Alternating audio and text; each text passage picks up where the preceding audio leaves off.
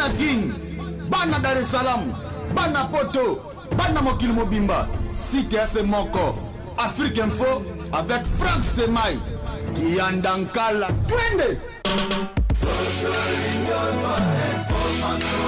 X-Bass, Marandura, Frank Stemai. Yassika Eyena Kinshasa Restaurant L'Orangerie. Restaurant L'Orangerie Koutia Kusia Balala. Na spécialité na bango poulet au makala. Poulet au makala Souka Nelengi Basuki Wanate Olingi Kolia Bio Yakambangu na Restaurant L'Orangerie. Na service na bango cuisine congolaise. Olingi Kolia biloko mboka na yo nyonso ezali. Kote masanga kutu bosa na po nyonso ezali. Ata kutu masanga ya pompe bazo pompe pe ozomela ya malili. Otuninga adresse eza mosika te yaka kaka na boulevard du 30 juin arrêt Vodacom mosika te na BCDC. Service ya kolobela te, un personnel très qualifié. Et bon, chaque samedi la musique douce du groupe Les Professionnels. Bienvenue et surtout bon appétit. Aïe, salut à vous tous, salut à Batounion Sobalingarabi, surtout Bazar, toujours branché dans Katia. Afrique Info, votre site, le meilleur site à République démocratique du Congo. Oh oui, c'est petit Sarah, tout Bazar dans la diaspora, partout dans le monde, votre branché coaché. Je ne sais pas à quelle heure vous êtes. Bonsoir à vous, bonjour. Naba, fanatique, client, même quand on a client, comme ça, on a fanatique, mais client pas à la toi, on est client. Aïe, Kapoko Tambon, on vous aime beaucoup là, vous êtes coaché branché. Dieu merci à vous tous, merci à désolé à notre agence privée City London, merci à Willy Mouchel Victor, merci à Jojo Ngondame la terre vantageuse, pourquoi pas aussi à Sylvie Mbembe, Mamé Méline Zembatus, Pepe Lambetolo, merci à Dieu, merci Mbokania Marlène Ntessa, je te sais là tu es. Merci aussi à Kouma Senzambe en Norvège. De bonnes choses à toi. Il y a Jojo Ngondala tu es en Espagne pour le moment. De bonnes choses à toi. Merci aussi à elle Dynamo. Merci à vous tous. Merci. Tout c'est pas la biso o balingara biso oyo basé la remambasika par rapport aux analyses tout ça souvent avec Frank Stemai par rapport à Mbosama qui l'a la semaine où le Bamaki où est pesé qui te rencontre au sanguis tout ça analyse. On va en parler premièrement le 24 avril 2016 24 avril 2018 la mort de Papa Wemba, l'artiste, le lobby, tout le monde allait là qui dans la salle par rapport à l'image qui choquant de l'artiste Papa Wemba. On confirme qu'il était grand parmi de grands. Nous, c'est Papa Wemba. Bon, mon nom est dans le cimetière. Bon, mon nom est dans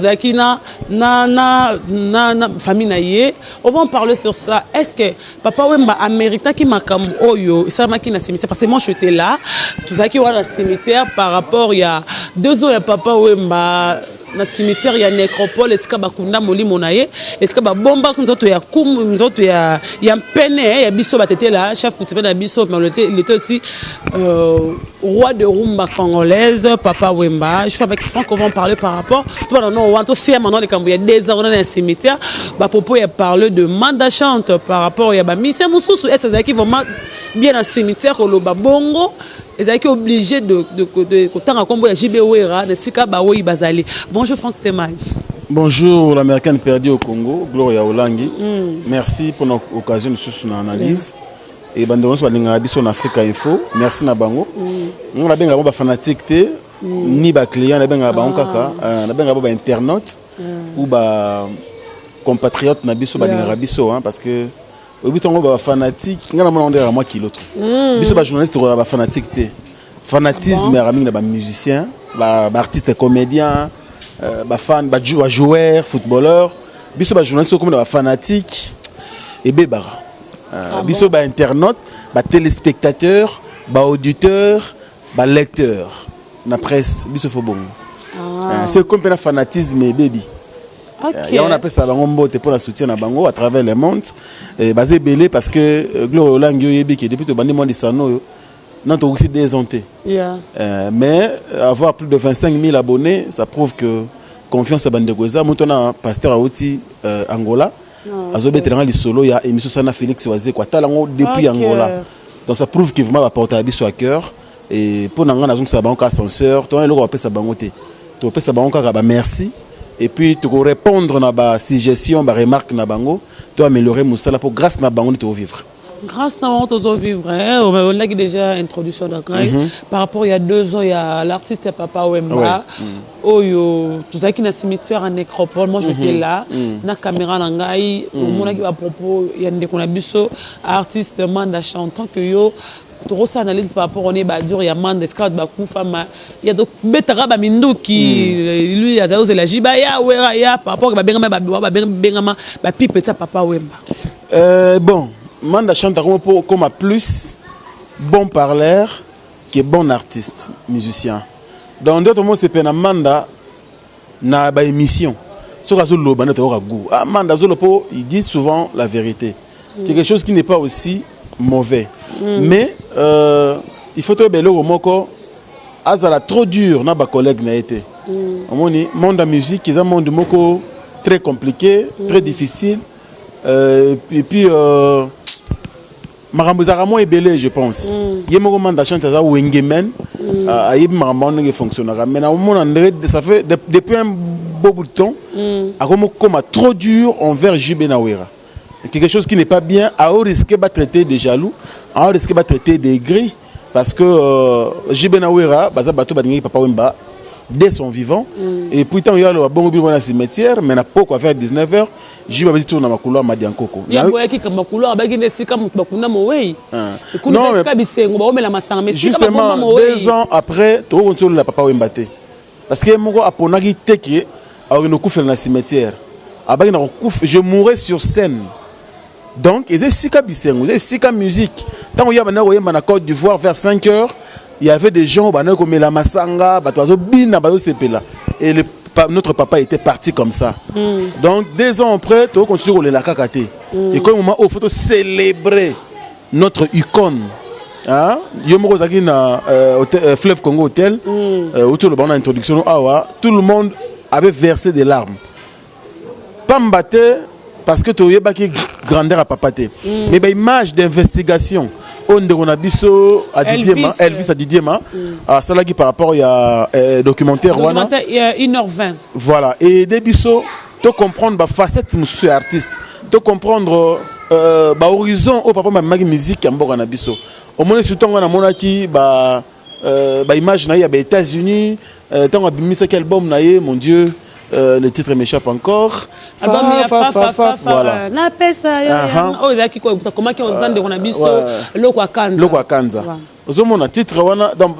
Tu comprends que Papa Wemba et ma musique n'a un peu plus loin. Mais il y a mon corps que le bénin côté. So voyez avant nabiso ba oyo tozanga avant ba journaliste à lobby lobby awa. Bovan nabino. Donc ben le téléphone il décroche lui-même.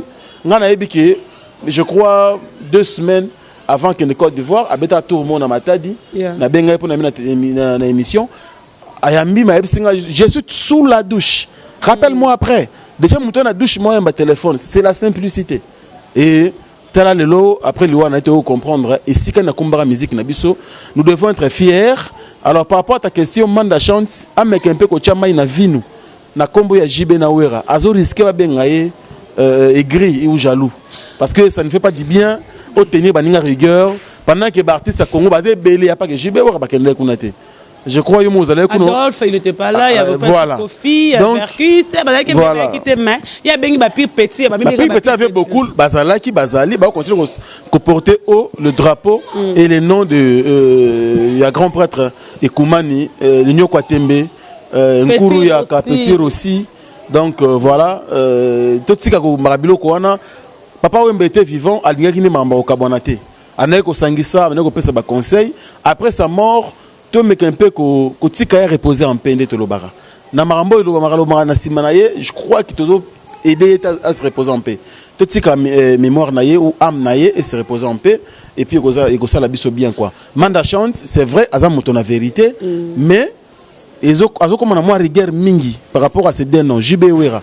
Et ça la moi bien mingité. Ce qui les camarades ils en a monté manaye aluka bango. Je pense qu'azana ba nzele bela ko mona la JB, ba nzele bela ko mona la Wera. Donc à sona bango comme ça en face, qui a les canaba médias toujours na Kolomabe ya Batouane eza bien te. C'est leader. Franck tolongwe quand temika na cimetière Mwanda tolongwe la manda chante yemba la mort na famille Wadiombo famille ya papa Wemba et famille Amazon. Biso to koma na cimetière to côté de famille na famille papa Wemba to solo na bango famille biologique papa Wemba il y a Gilles on parle de Gilles to solo na bango mais on n'a pas compris famille Ekei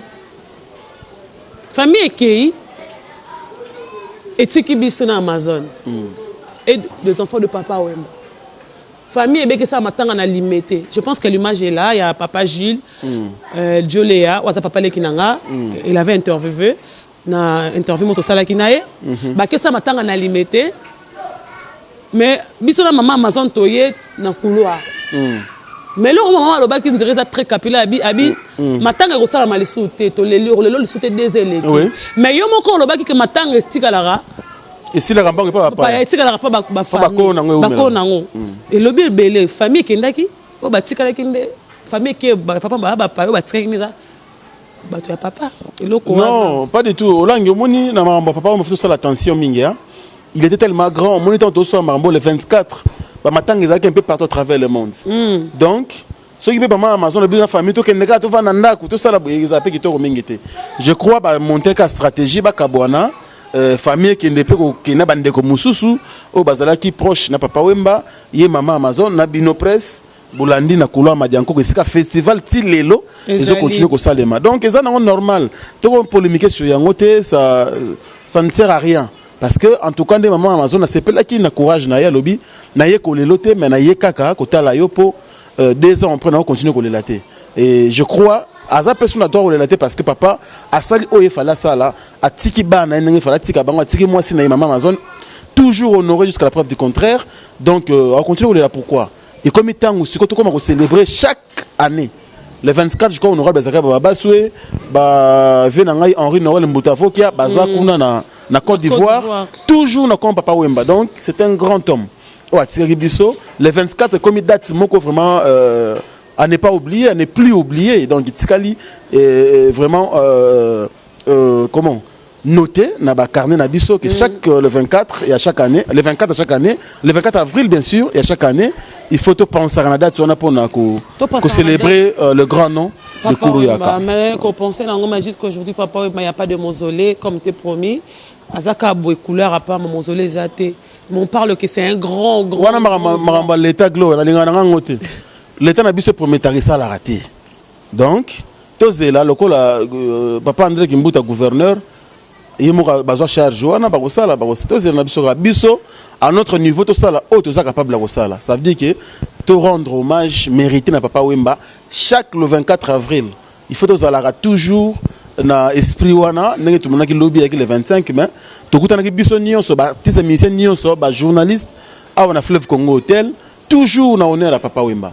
Donc pour Bisso c'est bon. Ba mausolée au l'état qui charge tout ce que les banques bakonzi ba salon. Bisso to côté intérêt on a. On va en parler vite papa Wemba toujours mais un artiste aussi le petit frère de papa Wemba oh ba salade 2 années ba la lambe tout manko oyo était vraiment comme son fils aîné. On parlait de Kofi Olomide et ça image mo ya kala makasi mais to bimisa on ka le pour comme papa Wemba lobara nakati pour son fils son petit frère Kofi Olomide c'est parti. Non. Kofi Azala jamais musicien effectif. Il y a groupe Viva la Musica. Il n'a jamais été musicien effectif à Viva la Musica. Kofi Azala qui petit nanga. Petit nanga, Azala yi partout. Petit nanga. Azala nga surprise. Nga na yeba te ka koma ka banzembo. Azala qui est étudiant, qui n'a pas chic na ye.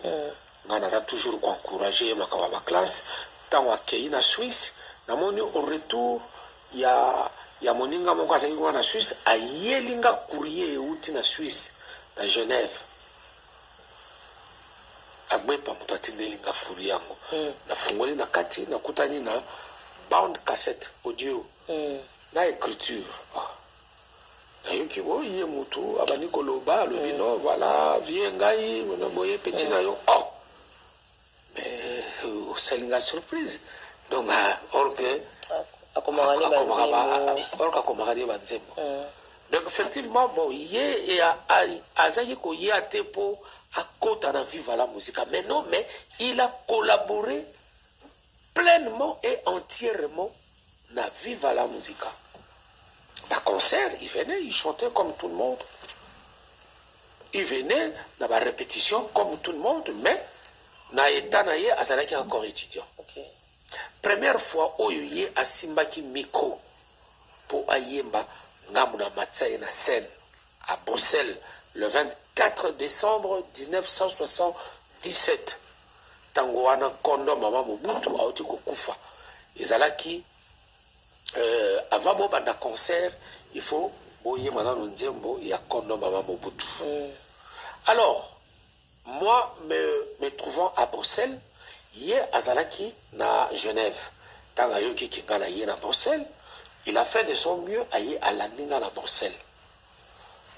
La veille. Et Sengabi, bon voilà, au début que il faut na yemba nzemo moko ya mama Mobutu. Si tu peux déjà pour ça la moi écriture yango, to répéter on le biso mi balé comme ça lobi ngana ko yemba yango. Wana to sa ko la ngana ye metu moko na yepai na flat o ngana zwaki.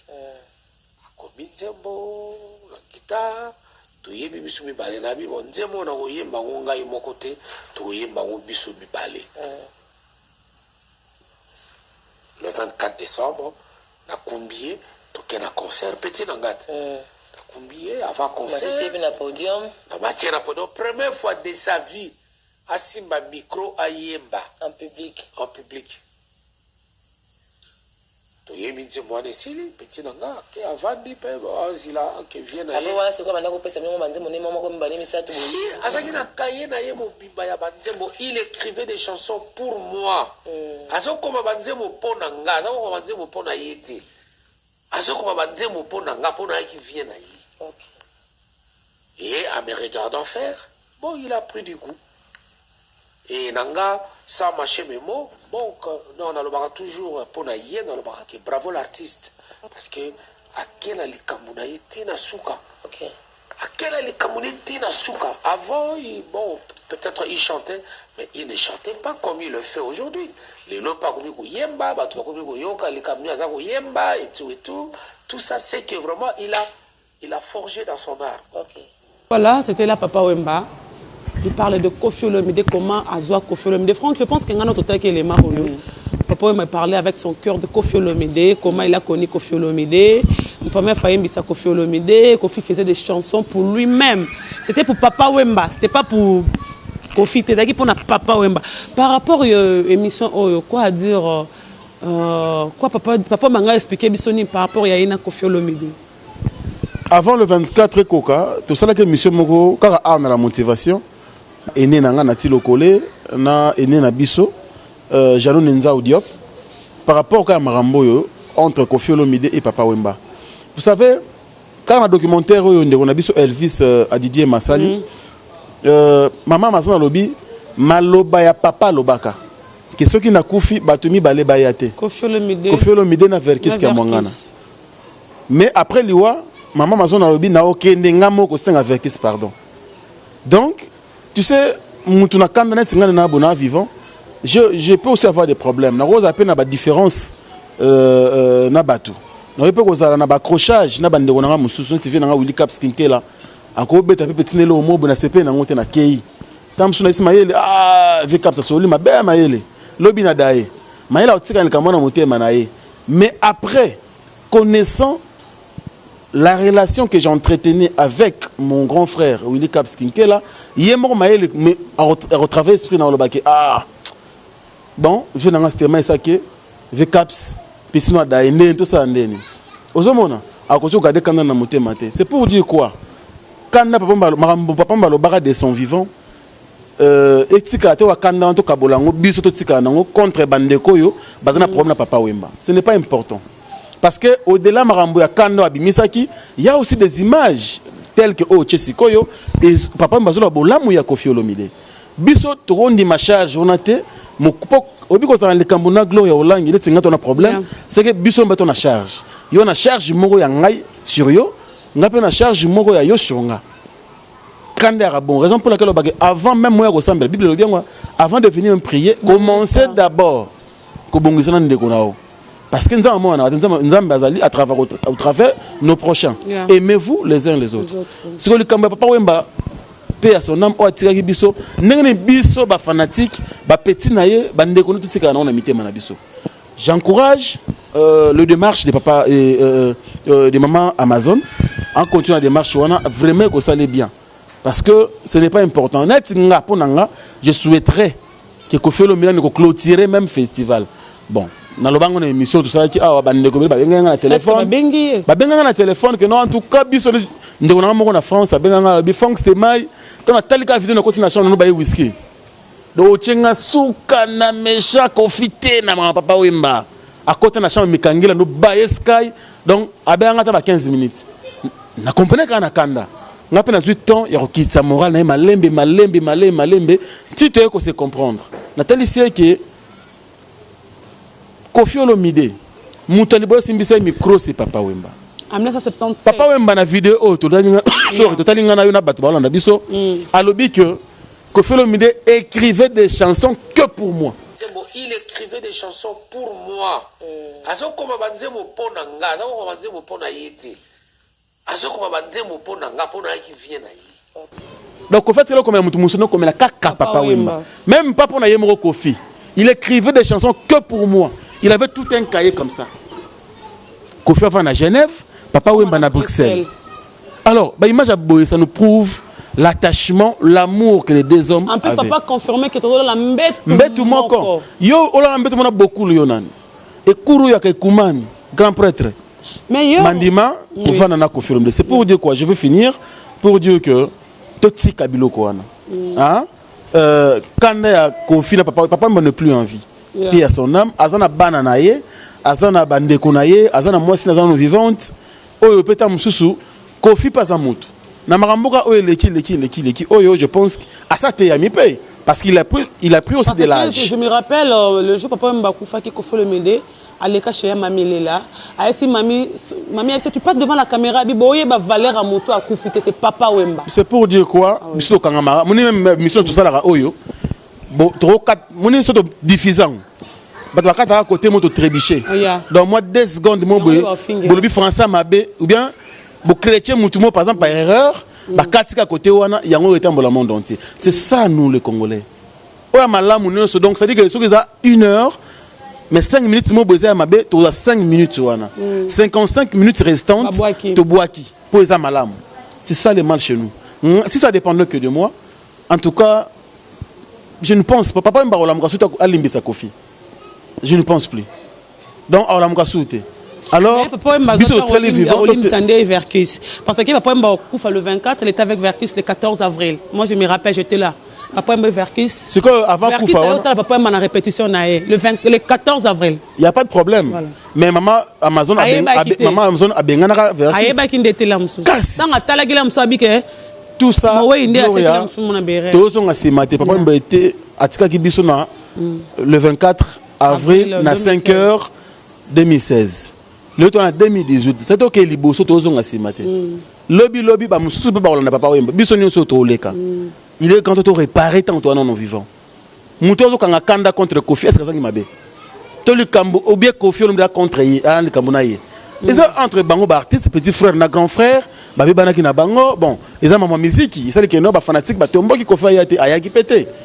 Pour nous respecter public, il y a Papa Wemba. Mais jusqu'à quand kanda on est persister? Jusqu'à quand kanda on est que si la jamais na mitema na biso. Bref, na côté na dossier on a été mais étant les compatriotes, il y a les 2 artistes, étant les chroniqueurs de musique. Nazolo Bara est très important. Kofi Olomide, Azaki n'importe qui te Pemenia, Papa Wemba. Papa Wemba les reconnaît dans cette vidéo que Kofi Olomide, Azalaki petit nanga, Azaki effectif à vivre la musique à te. Petit nanga. Donc air mora matika. Et puis il faut pas y manzembo ya maman poto. Maman Yemo. Voilà, bangba yembele nzembo, papa mbaki na nzembo on a te abenginde Kofi akoma. Kofi mtakoma nzembo. Ba répéter ngo butu pour lobby papa Wemba yemba ya. 1977. Et c'était l'occasion pour Kofi à simba micro à yemba pe na podium. Donc bazana histoire, bazaki bana parcours bango mi balé.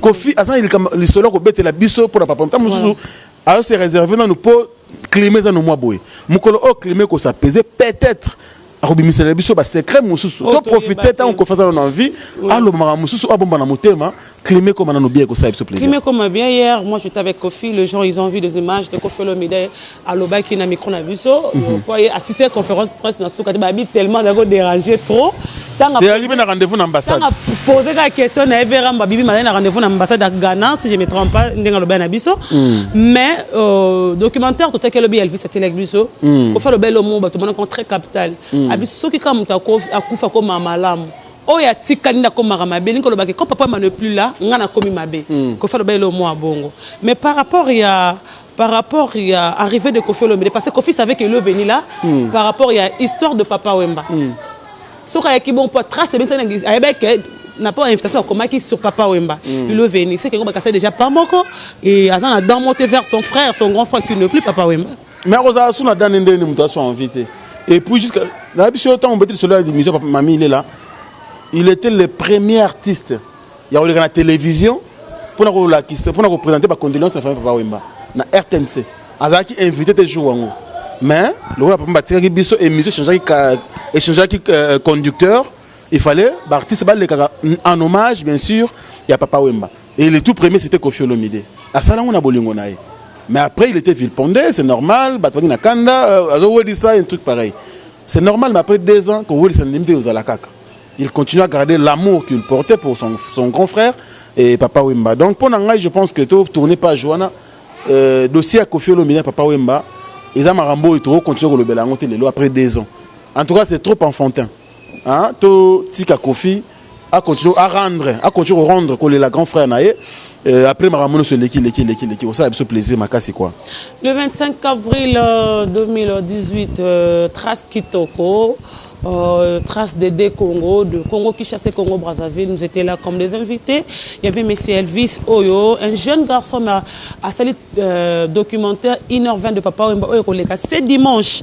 Et ben on les casse dimanche nous bandi koleka tezaka biso tabosto tiens on est na Afrique Info on les casse dimanche na Trace Kitoko vers 20h30 on parle de Papa Wemba zaki na nita comme le lobo on a vu des gens ils sont interviewés on a vu de grands musiciens minene de Nathalie Makoma de Manu plein des artistes au interviewé na leki na 4 par rapport à l'histoire il y a Papa Wemba mais Franck Stema hier on a vu papa il y a un grand artiste pe autobiso na kombo ya Junana Junana a télémarqué on a 4 documentaires wana a pesé qui témoignage par rapport il y a mort il y a maman il y a Papa Wemba même qui cercueil mais on n'a pas compris tant que balongo lika image on a Josar a tombo le boko a télémi a lobby Junana a kosi a même qui cercueil était peu bato bengana qui Papa Wemba na Zaiko Zaiko to na nini mo Elvis et à d'autres personnes qui sont intéressées à faire des documentaires sur mes frères ou nos enfants à qui sont musiciens de frapper à la bonne porte. Parce que tout à l'heure, moi j'étais vraiment sidéré, si je peux dire, quand j'ai entendu quelqu'un qui soutenait que c'est Morvela qui avait chassé Papa Wemba. Donc à l'évolution, c'était comme Morvela. C'était Mouta Machakal. Voilà. C'est un documentaire donc, qui va durer la prochaine fois. Et quand j'ai aussi suivi mon frère Jonathan qui disait qu'il était parmi les personnes qui avaient le cercueil de maman, c'est faux. Maman est décédée en 72. Nous étions dans le train, on rentrait à Brazzaville, donc de Pointe à Brazzaville. Nous étions encore là, nous étions encore ensemble avec les Volocos. Le propriétaire était encore dans ses micros, la personne qui l'a fait connaître, c'est Volocos. Alors je ne comprends pas, voilà.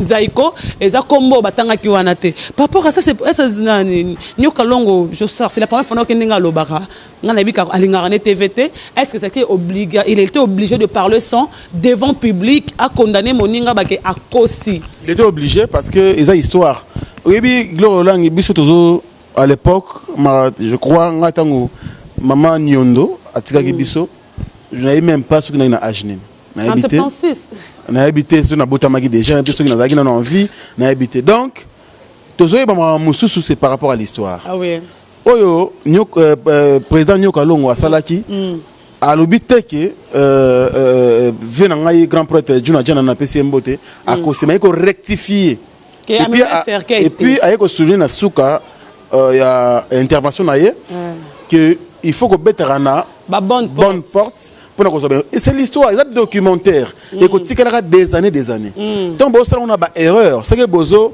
désinformer des générations futures donc pour n'encourager même initiative à présenter au Kalongo pour les cambo oh ya viva ils les solo temps et alors que non maman nous doit couper na Brazzaville des trucs pareils donc non tant koufaki bango bataki na Brazzaville bakati na papa wemba Juna Jana nazala quitté je pense que yemo c'est ça a condamné le président au Kalongo te ils histoire tout le barayango ndenge sengeli et puis qu'on la frapper la bonne porte beaucoup de jamais sur papa wemba na kati azayiko sans Nyokalongo tu comprends que le roi Zagité en même pas non c'est un grand monsieur quand même c'est un grand monsieur ko silika pona eloko ndengona est-il que il y a eu de petites erreurs oh il y a vite fait alungaki bande on a biso basalaki oh ba réaliser qui documentaire on a pas corriger c'est tout à fait normal aux hommes pour même nga et ça histoire on il faut en apprendre ce qu'on apprend donc sans rectification après nyosh na tigale pe na erreur na olobango un jour na télévision ba wololinga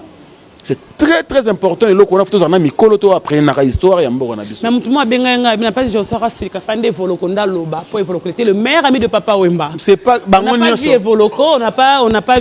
on n'a pas vu Evoloko mais Evoloko le roi Zaki on a été avant de qui matos zelepela mso roloba mais je sera temi parce que ya zala qui mutu mo benga na téléphone ya ngo lobi que faut mettre rapport ça bien pour atali que batie Kofi batie Redi Amisi batie Fali pour batie faire Richard de Poule batie l'exercice légal batie Manu Dibangu batie bata Côte d'Ivoire wana ba comment on dit ça banane ba 9 médecin papa parce que papa kufaki yango ba ça faut tant amoni que yazate yango aloba ba beta porte malamu po comme on a image na yazate Gloria Olangi na web selo moko omoni otolo ba awa Elvis Didier ma c'est un jeune o ya sali abengango presse d'investigation et ça journalisme oyo eza difficile ko le yango ezala raté et puis toyebi mboka na biso batune ba largue no oyeko senga o information moko boye hein toyebi ki ba porte facilement ouverte té donc il faut d'abord louer le courage de notre frère Elvis Didier Ma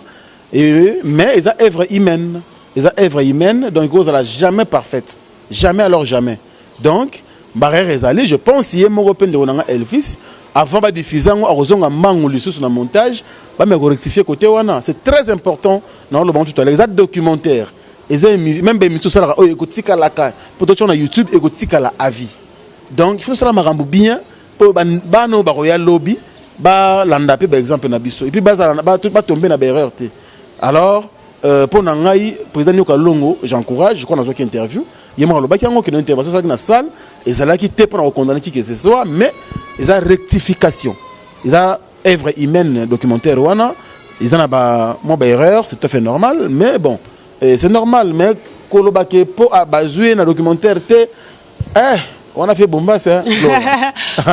Hier on a vu presque tout le monde est artiste il y a moi Mikolo Tomonika il y avait présent Josare Kofi Olomide on n'a pas vu les autres on a vu excusez-moi pour le terme de jeunes talents on a vu Fabregas on a vu Mondibo on a vu le Boga on a vu Hérité on a vu Bill Clinton on a vu presque mais c'est comme si oh benga 4e génération ils allaient quitter auto benga Weranton Jubem Piana on sait pas pourquoi batine bango invitation té to moni bango té banilé invitation ou bien daki moi contre-temps pour se prendre dans histoire de papa Wemba non mais ça encore contre-temps pour nanga parce que na monaki Sediko parole à Weranton chargé na la presse fallait envoyer personne et puis na monaki Nicodème chanteur il y a groupe et puis fallait pour pas na lelo na moni monsieur baké Burkina Faso il y a en France je crois aux régions de Bango pour qui ana ba showcase ma beta qui beta lelo to lobi bureau il y a au côté à partir kuna kitambala par rapport il y a soirée il y a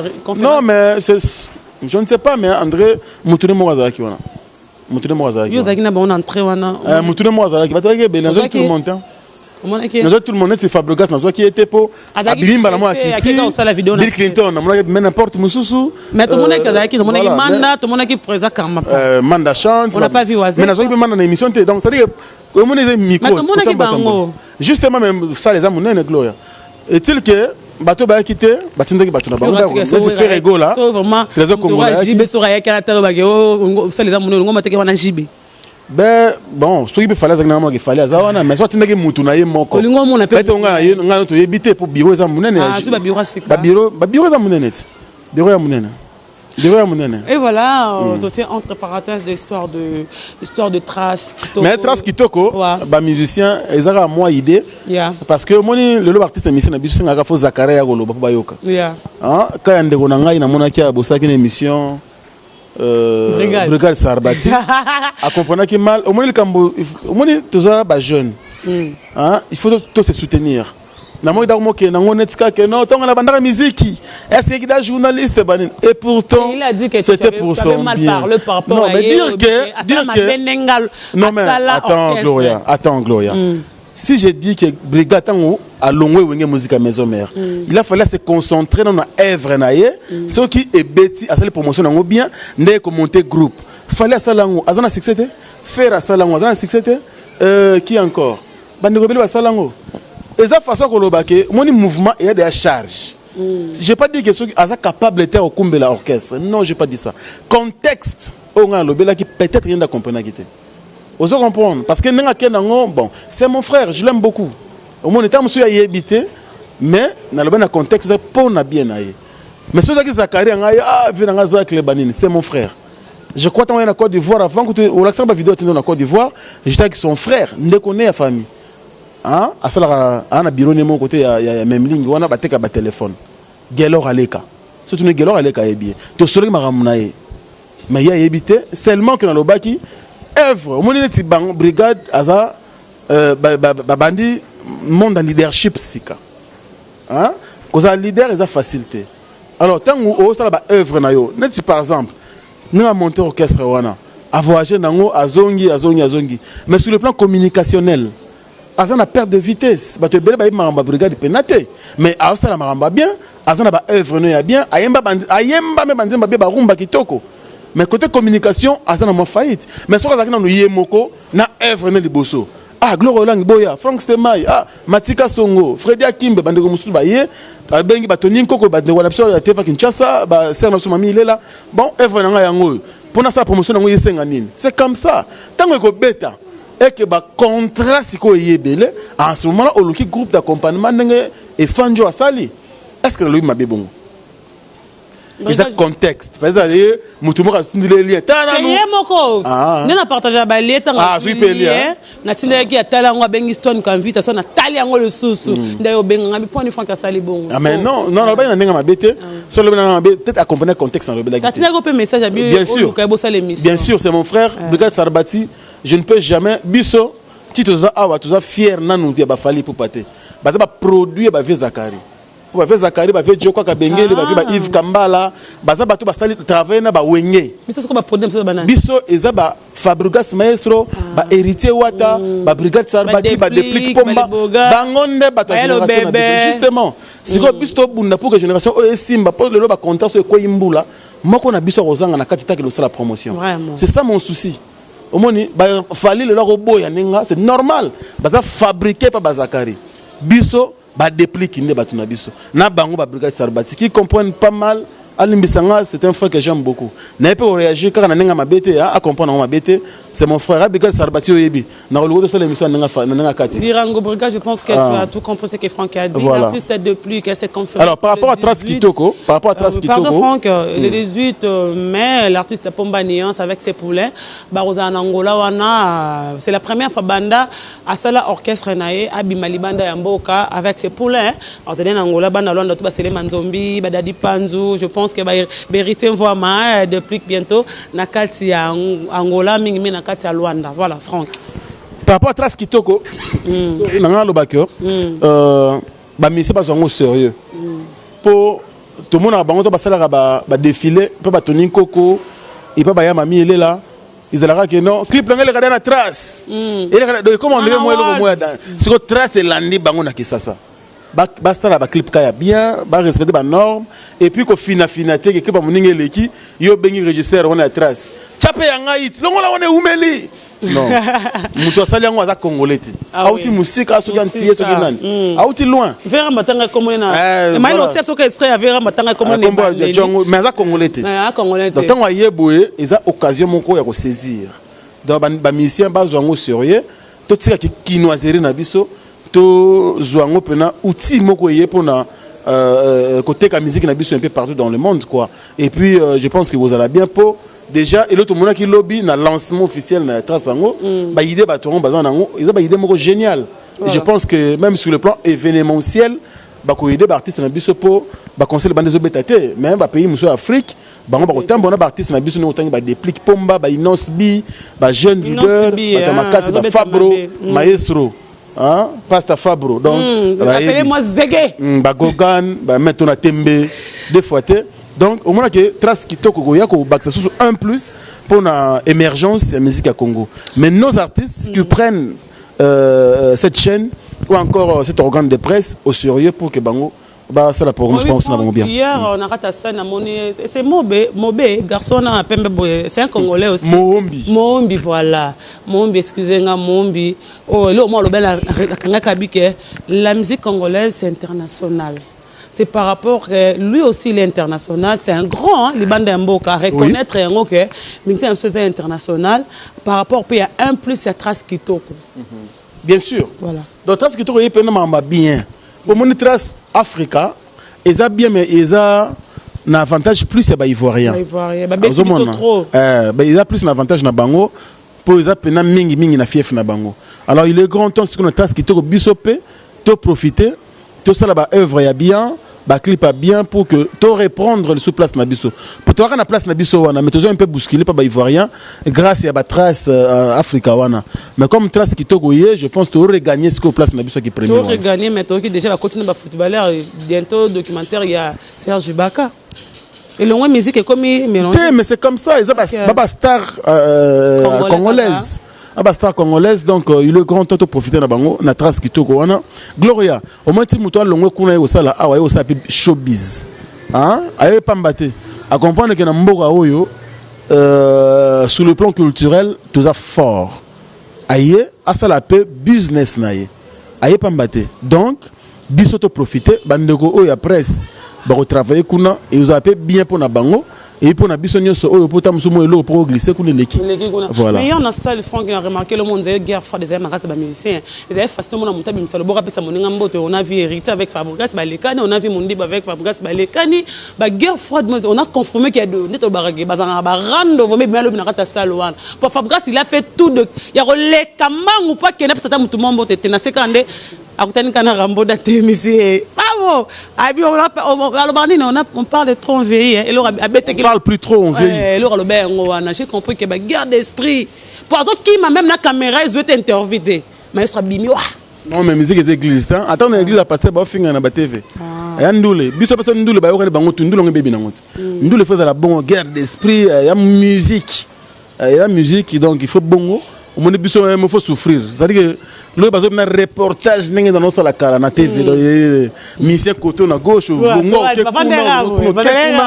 na red gulobi dans ce au paye ko zona ngate un peu le boso na ngai zona kuna boya pa na ngai bongo nan chaque cas vous vraiment na ebande donc c'est comme ça et ça musique mais je pense que ba guerre d'esprit na bango pesa la ke tangu noka boy côté ngapi fona boire vraiment côté peut contrer c'est ça la musique pour ça ba yokana bon ba komba fainéant tu as déjà bon mais si on est basé on a qui qui Fabra bois qui loco gogan pena qui mikolo ambulance créer le moins si capona générique tant au bois à côté Robino Mundi peut elle généralissimo aïe ils sont les locaux bois qui côté peut bon LBG aïe pena Yebelardo na ye katanga Yebelardo bakanga qui au bundana et puis voilà donc c'est comme ça ils ont une polémique moko montant bakutana qui hier posaki eloko mo sangisi bango donc olingo linga to ye quand même ne peut mona matanga soki moko na pas de problème ba kala bango kaka ils ont encore guerre d'esprit par rapport à musique tel baboy ka bakuta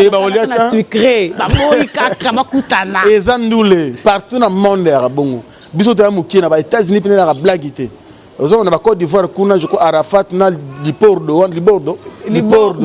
Voilà Bengsa Kinani. Brigade Sarbati. Bah yo kana raté côté qu'on a dans c'est comme ça la musique. Mais les net ça nous restait mon salaire. Des fois tu donnes net à moi des fois. On a un micro on est musicien mutawaya. T'es journaliste. Merci beaucoup c'était la pour Trace Kitoko félicitations à l'organisateur. En tout cas bah aussi notre consoeur Noëlla Madinga. Madilove. Azape wana. A gérer biso bien lobby. C'était bien. A gérer Kitoko et vraiment félicitations à notre sœur. Parlons maintenant de l'artiste Félix Wazé. Quoi na sona na balabala te pour na banque karama na mur na sona mingi na l'état pour ba komara na papier moi je mets en mode temps que Voisé quoi apporter plainte na chroniqueuse mon copia par rapport ya ben silt Tamboli news d'extérieur les news je te sais là tu es en Angola de bonnes choses à toi Tamboli monstre amemi biso amemi les sociétés selon rumeur de Tambola maintenant parquet grande naissance par rapport à un jour il y a retour na téléphone me bimi en poisson na vie privée sexuelle et artiste vie privée sexuelle il y a un autre vidéo ba partie intime il y a mutu il y a monstre d'amour il y a monstre ah mais ça les bon un problème hein monstre olangi ngana de fo moko mamusa na justice na lobate pour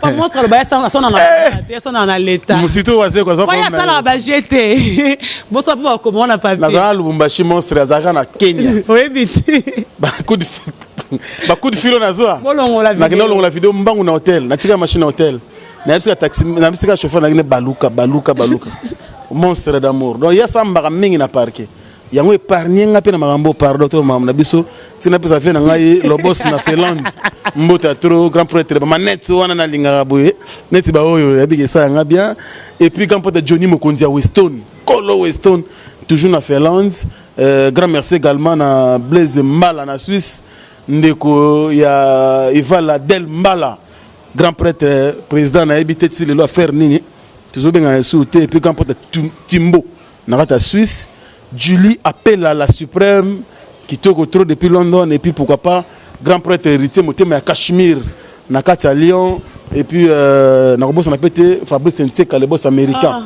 toujours très fort plus que lui c'est la mort merci également na merci que la première dame de Suisse il y a le baraque mon fils oui bien merci ko la première dame de Suisse Motema avec Viego Belisha grand prêtre apparemment André Djelo un enfant pas comme les autres.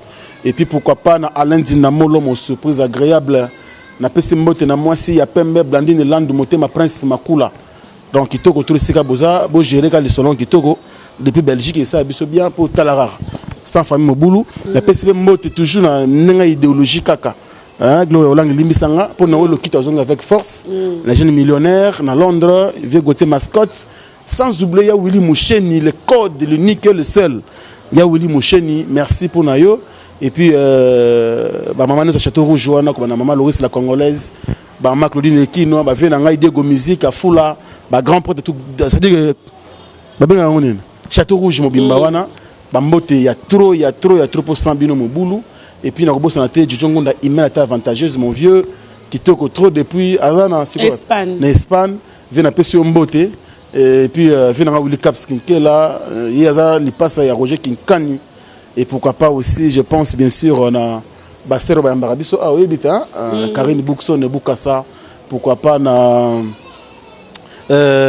Isabelle Luango, bon Bayambarabiso, ah, ce Bayabada rappelle un peu, donc là ça monte ma pembe quoi. Voilà. Ma comment quitte moi, dis me sentir en ah oui. C'est Batou na habité quoi. Vraiment. Mais c'est nos frères, net c'est grand prêtre, on attend la Fabrice Nteka le boss américain. Donc il y a pembe il y a président ni. Nous tenons à représenter Mboka na Caire. Hein, la 34e édition, il y a, je crois, festival mondial, je crois, il y a handball. Mais le Congo, ils ont Adonis Ngambandi, une équipe, il y a handball, il y a JSK. Et puis, premier kuna. Donc, la minute, on a besoin de Matalissus dans JSK. Président Adonis Ngambandi Mbambi, maman Julie Kintima, merci beaucoup. Et puis, pourquoi pas, Etcheveri Mouzango, le très spécial et le très important du président, le paradis fiscal. Merci beaucoup. Et puis, Martin Bokanga, les soldats américains, bande de couteaux à travers le monde, je pense à vous, quoi. Et voilà, nous sommes arrivés à la fête de l'analyse des... Mais pour un monstre d'amour, tu là, Marambus et les canons nous bien. Comme ils ont dit, parquet, il faut bien. Non, on a un lobby. Ah, lobby. Aswana kana abia ozon asimate après ça ndalo bana tout le bosso aswana kana papa boya na baba pe kangama na mur na mur ba ko tia couleur ya longwa so chronique za ngalo bine to cette vidéo te yo lo baka mamba lobi to tikaka ba monstre pas roba bikela biso quoi te ya biso keba na monstre OK makala monstre d'amour on te sait là tu es le propriétaire de livre le petit moment de la sagesse hein on te sait là tu es monstre ta deuxième édition ce livre pour mission de monstre d'amour ga pasta uti Angola ya waleli abisuka vraiment la deuxième version to beta ba 500 000 vues Laurent na studio so bimika studio ke oluka et monstre on te salue je dis merci à Kuma Senzamba Norvège je te salue pour qu'après dire merci Mbokana Marlène Ntessa merci à Désolé mon agence privée merci à Kabongo 400 merci à toi pour en Égypte Kabongo Kasongo wana nef na biso makasi nef na biso Kabongo Kasongo donc après Cédric Bakambu Kabongo Kasongo dans une nef l'équipe nationale mayaki awa beta ke loko ngomba basimba kika posa ndoto basimba mikuwa e wana ya ngomba wana uta ngomba utelikolo maila yebi ngomba joueur ngwa sala ki ngomba au nom de Jésus aïe tu joueur pas international oh mulai wana na éviter quoi je te salue merci aussi à toi chanson Mbemba merci pour tout merci à Lumanisa merci Papi Kader pe Mbemba na Kader oh chanson Mbemba na Papi Kader mukolo western lemba Papi Kader Kader mbala so na mona mpoti lo mola western maile zonga Papi Kader après so codité pourquoi on a western pas personne modo mona western pe wa pia chibangu ça oyega bomtayezela Kader abela pesa Papi Kader on va maintenant les boga bon kapo mbem chancel Mbemba kapo yebisa Papi Kader aso dananga mabe ta so na chibangu wana bobi Kader to va codité carte kale te pesa mbo et bien na raison pour ton ragout ya na ke na nzela makolo aïe désolé merci à toi merci avec Gauthier Mascotte merci à toi l'homme idéal Jojo Ngonda aimé la terre avantageuse soyez le bienvenu à Kinshasa ya Winnie Moucho le véritable code unique privé de Gloria Olangi merci à ya Jolie Musunga Sunga Bango même Melinzemba tous Pepele Ambetolo merci à vous tous on a qui scotché branché pour suivre cette émission mais derrière la caméra on se retrouve prochainement et Isaac émission analyse tout de suite bon mboteka bon c'est bon bon so disque vous savez que Maïla Sadik merci mais après awa ya ko jelo baki baki batu photos aura fantôme moko nga matelo na komena na boyo après na le émission bo Isabelle Luango ngaye Karine Boukassa ngaye merci beaucoup grand frère bana banda ba kadi komela nga bito bo mamoto Kadi Viminga abi bo mamoto la famille ozaya boma tous les deux côtés abi gérer tous les deux côtés Kadi abi gérer awa gérer abi zala j'ai Willy Capskinke là très fort abi zala maman rosa papa te quoi 500 bana ça lo bien quoi dans la message non pour na Kadi je pense qu'Obenga pour Luka Limora Franck alele qu'il habite na bungsa Limora Franck photo sur les famille merci Kadi message na commission l'autre et puis grand Mayas famille à famille bandalunga to bundagate Gloria pardon mais ça dit que pardon les banga oyo kokata ngote muto facile ka po bossa na déjà oui ba tona ba grand pote na bandalunga oyo va faire Didier Ikoko Didier Ikoko le parfum de marque mon vieux na bossa na kite ba prêtre aboka ba on suka deux fois te grand prêtre bossa nete oyebi journal biso abetaka mais toi Ikoko na biso ya Léopard ou ta France papa na yesiko Didier Ikoko Jordan Ikoko voilà donc vient parfois de marque Didier Ikoko mais papa na yemo na bandal na solongo ina boka Didier Ikoko grand ya solo na mutute atinda ka alar et pas Ange Ikoko mutu na ngai donc kitoko grand porte parfait les marques Didier Ikoko vient na ngai merci na wa message ça nga toujours plaisir quoi on se retrouve prochainement bye bye Yasika eye na Kinshasa Restaurant l'Orangerie Kuti ya kusia balala na spécialité na bango poulet au makala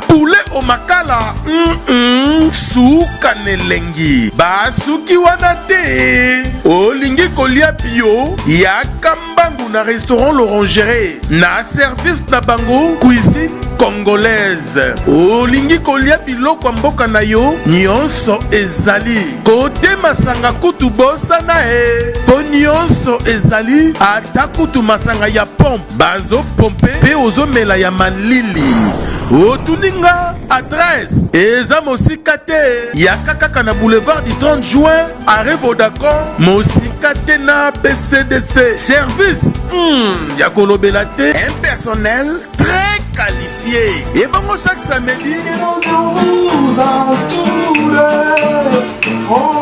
la musique douce du groupe les professionnels bienvenue et surtout bon appétit.